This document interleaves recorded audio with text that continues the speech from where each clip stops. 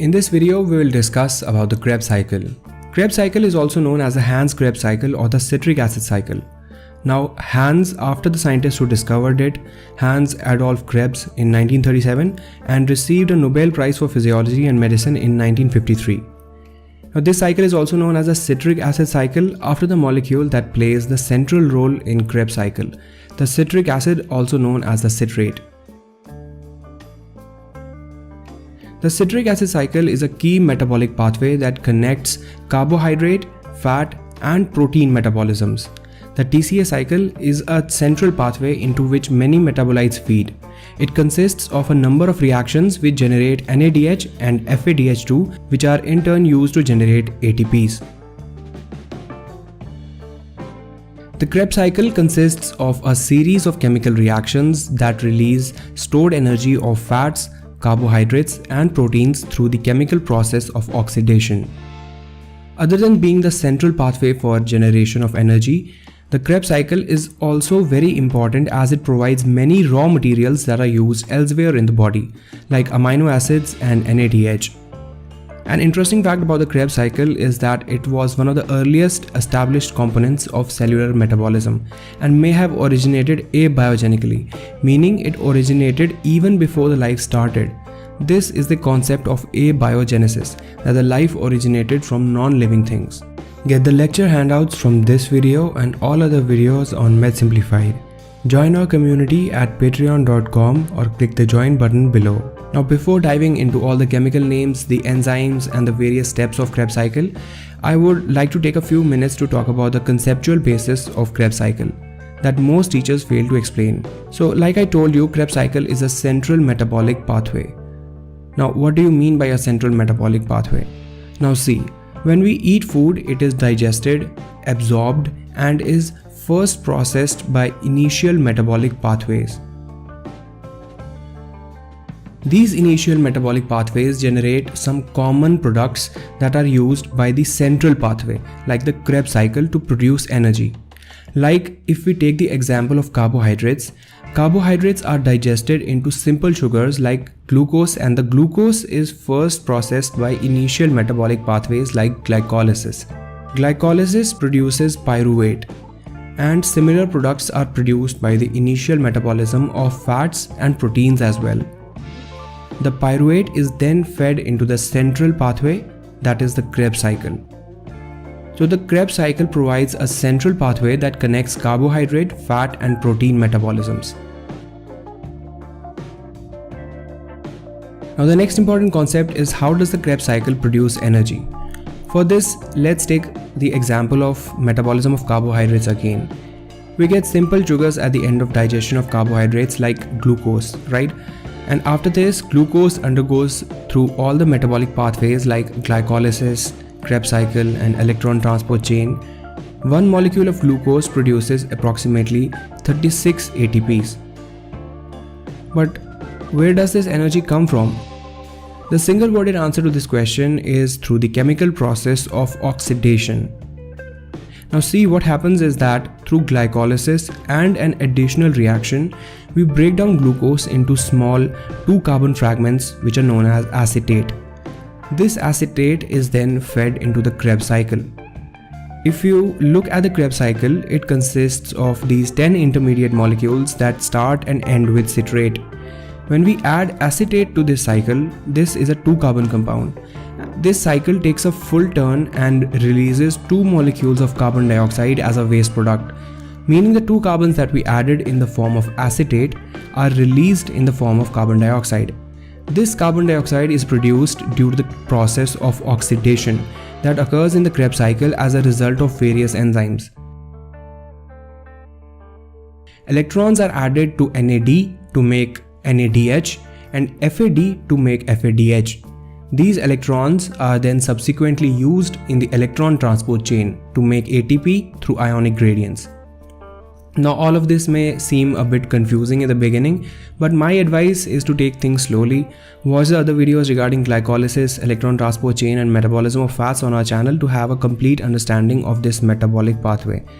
The links to all these videos are in the description below. Meanwhile, let's begin with the details of the Krebs cycle and various enzymes involved. So in eukaryotic cells, the citric acid cycle occurs in the matrix of the mitochondria. In the prokaryotic cells such as bacteria which lack mitochondria, the citric acid cycle is performed in the cytosol. Now there is a very important reason why a Krebs cycle takes place in the center of the mitochondria. This is because of the presence of the electron transport chain in the membrane of the mitochondria. This electron transport chain is a chain of many different enzymes that uses the products formed in the Krebs cycle to produce energy in the form of ATP. Now to learn more effectively about the Krebs cycle, it is very important that you have a little bit of background knowledge about the preceding steps that happen before Krebs cycle. So the Krebs cycle begins with this molecule, acetyl-CoA. But where does this come from and what is its role in the Krebs cycle? This is very important to understand. Now one of the important biochemical pathways that runs before the Krebs cycle is glycolysis. In this pathway we break down glucose, which is a 6-carbon compound, into 2 molecules of pyruvate, which is a 3-carbon compound. What happens next is that this pyruvate is acted upon by a set of enzymes collectively known as the pyruvate dehydrogenase complex. In this reaction, coenzyme A is also involved, which is a coenzyme derived from vitamin B5. In this reaction, 2 carbons are transferred from the pyruvate to coenzyme A to form the acetyl-CoA. One additional carbon present in the pyruvate is lost in the form of carbon dioxide. In this reaction, 1 molecule of NADH is also produced. So this is how acetyl-CoA is produced from pyruvate. This acetyl-CoA is a 2-carbon compound and is the starting point of Krebs cycle. In this molecule, the coenzyme A, the part which is derived from vitamin B5, acts just like a carrier which transfers the 2 carbons attached to it to the Krebs cycle. So the first step of the Krebs cycle is the combination of acetyl-CoA with oxaloacetate. Like I told you, acetyl-CoA is a 2-carbon compound, and this 2-carbon compound combines with oxaloacetate, which has 4 carbons. This combination leads to formation of citrate, which is a 6-carbon compound, and this reaction is made possible by the enzyme citrate synthase. The name of this enzyme is self-explanatory for what it does. The citrate then undergoes a series of enzyme-catalyzed reactions in which it loses the 2 carbons of acetyl-CoA in the form of 2 molecules of carbon dioxide. The conversions, which involve up to 10 chemical reactions, are all brought about by enzymes which use the energy generated through oxidation to attach electrons to NAD and FAD. Now let's look at what happens next with citrate. In the next 2 reactions, the citrate is converted into its isomer, which is known as isocitrate. Both these reactions, which I have shown with just 1 arrow, are catalyzed by the enzyme aconitase.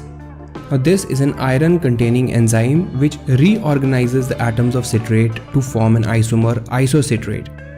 Now you may ask, what was the need to convert citrate into isocitrate? Why can't the citrate just move forward with the pathway?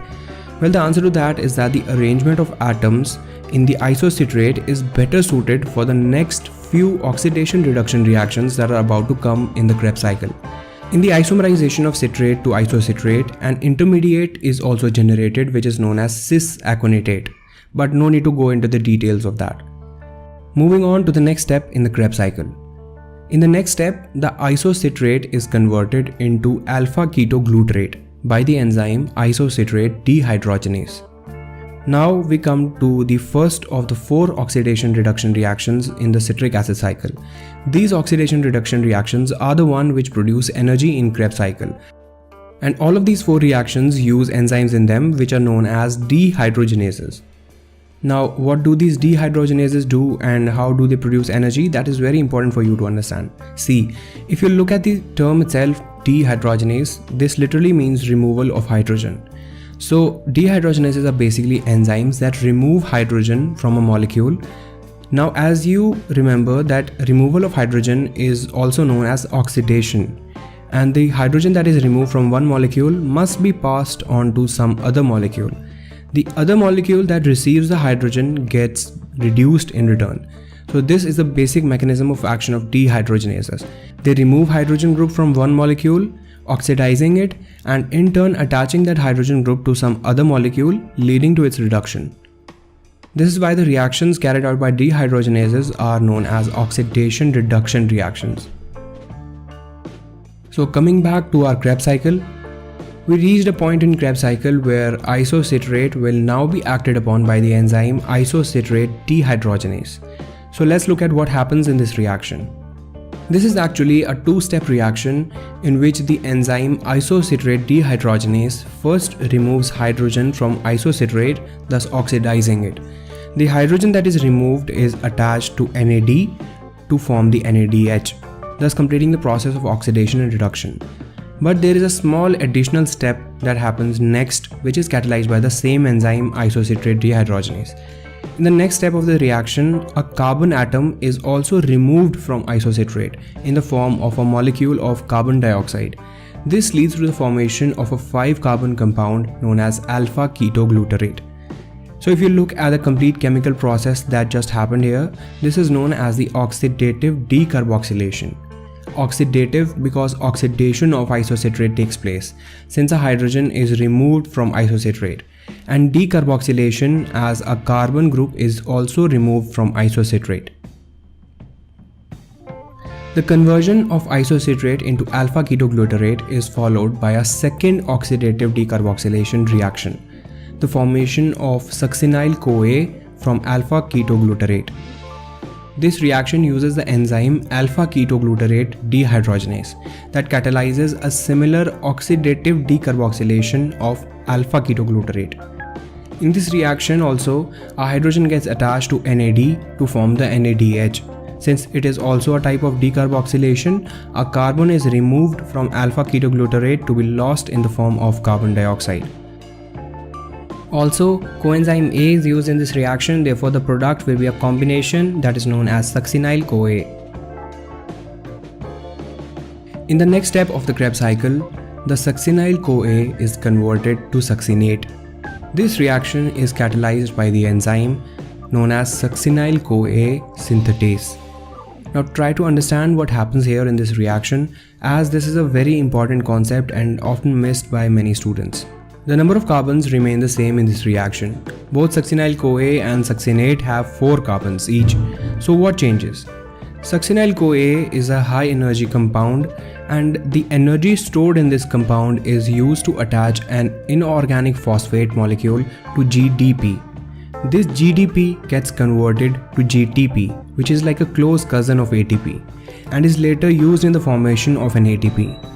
The coenzyme A attached to the succinyl-CoA also gets released in this reaction.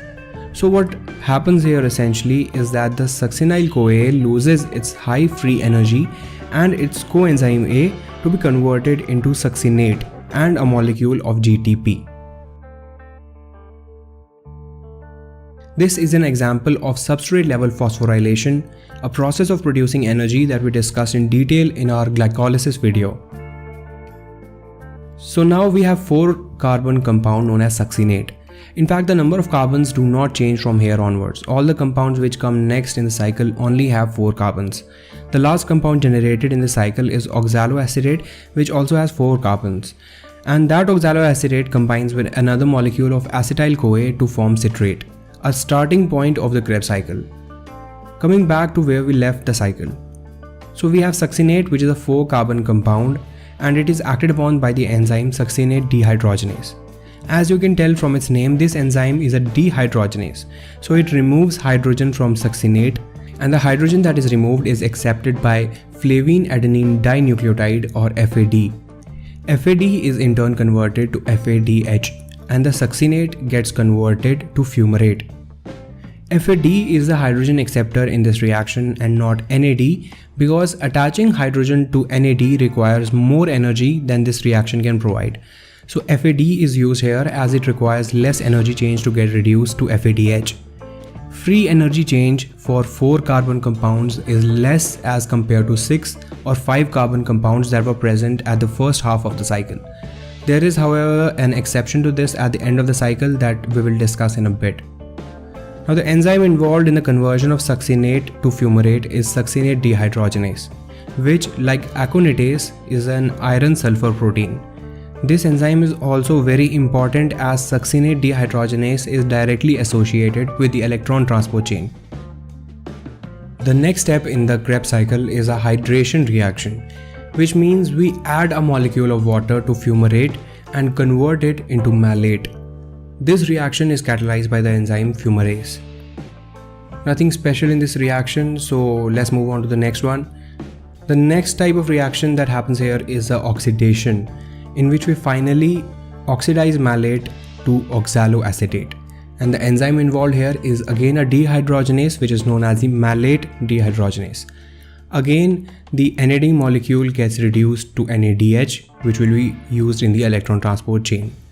In this reaction, NAD gets reduced to NADH. Now you may ask why NAD gets reduced here and not FAD, because like I told you earlier that the free energy change for compounds in the end of the cycle is less as compared to that was present at the first half of the cycle. Well, this was the exception that I was talking about. Even though this reaction is present at the end of this cycle, still a molecule of NAD is getting reduced here. Well, this is due to the fact that oxaloacetate that is being produced here is rapidly being utilized by combining it with acetyl-CoA to form citrate.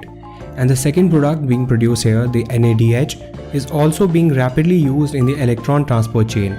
So the standard free energy for this reaction, unlike that for the other steps in the citric acid cycle, is significantly positive. I know that some students, especially in lower grades, may find some of the concepts I explain here a little advanced, but trust me, you will have to learn about the cycle in depth at one point or another, so better now. The oxaloacetate again combines with a molecule of acetyl-CoA and leads to the formation of citrate with the help of the enzyme citrate synthase. A water molecule is also added in this reaction. Now, this completes one full turn of the cycle and the same sequence repeats again. Okay, so if we look at the cycle, now you can see that we got from this cycle. We added 2 carbons to this cycle in the form of a molecule of acetyl-CoA. These 2 carbons were released in the form of 2 molecules of carbon dioxide here and here. In this process of oxidation and reduction, we convert 3 molecules of NAD to NADH, 1 molecule of FAD to FADH, and we converted 1 molecule of GTP to GTP. Now there are few other important concepts regarding the Krebs cycle that you must understand to have a complete knowledge about this biochemical cycle. The first is this summary reaction of this cycle. And the second is the energetics of this cycle, meaning how many ATPs are produced for every 1 molecule of glucose that enters the cycle. So first, coming to the summary reaction of glycolysis. Now the net reaction of citric acid cycle is 1 molecule of acetyl-CoA plus 3 molecules of NAD plus 1 molecule of FAD plus 1 molecule of GTP plus 1 molecule of inorganic phosphate plus 2 molecules of water combined to give 2 molecules of carbon dioxide and 3 molecules of NADH plus 1 molecule of GTP and 1 molecule of coenzyme A. What is this gibberish? Well, let me decode this reaction for you. On the left hand side of this reaction are the raw materials that are being used here, and on the right hand side are the products that are formed in the Krebs cycle. Now in every single turn of the Krebs cycle we use 1 molecule of acetyl-CoA that combines here with the oxaloacetate to form citrate. 3 molecules of NAD are used in the Krebs cycle that get reduced to 3 molecules of NADH. Here you can see where the 3 NADH molecules are produced in the Krebs cycle. 1 FAD molecule is used, which gets reduced to 1 molecule of FADH. This FADH is produced in the conversion of succinate to fumarate here. 2 molecules of carbon dioxide are produced for every 1 molecule of acetyl-CoA that enters the Krebs cycle, like I showed you earlier. 1 coenzyme A is produced in the conversion of succinyl-CoA to succinate, where succinyl-CoA loses the coenzyme A. and one molecule of GDP combines with one molecule of inorganic phosphate and leads to the formation of one molecule of GTP. Two molecules of water are consumed, one in the synthesis of citrate and one here in the hydration of fumarate. Okay, so this was about the summary reaction of Krebs cycle. Now let's talk a little bit about how much energy is produced in the Krebs cycle. Most of the energy that is produced in the Krebs cycle is via the reducing equivalents, the NADH and FADH, that are subsequently utilized in the electron transport chain. If you look at the placement of these two biochemical pathways in the mitochondria, they lie very close to each other. The Krebs cycle operating in the matrix of the mitochondria and the electron transport chain in the membrane of the mitochondria. So the NADH and FADH that are being produced by the Krebs cycle are easily utilized in the electron transport chain for the production of ATP. Now the details of how these ATPs are produced in the electron transport chain and how many ATPs are produced are here in this video about electron transport chain on our channel. In a nutshell, you can remember that about 2.5 ATPs are produced by one NADH and 1.5 ATPs by one molecule of FADH. Like we discussed in the summary, 3 NADH are produced through one turn of Krebs cycle and 1 NADH. So 3 NADH and 1 FADH produce 9 ATPs in total in the electron transport chain.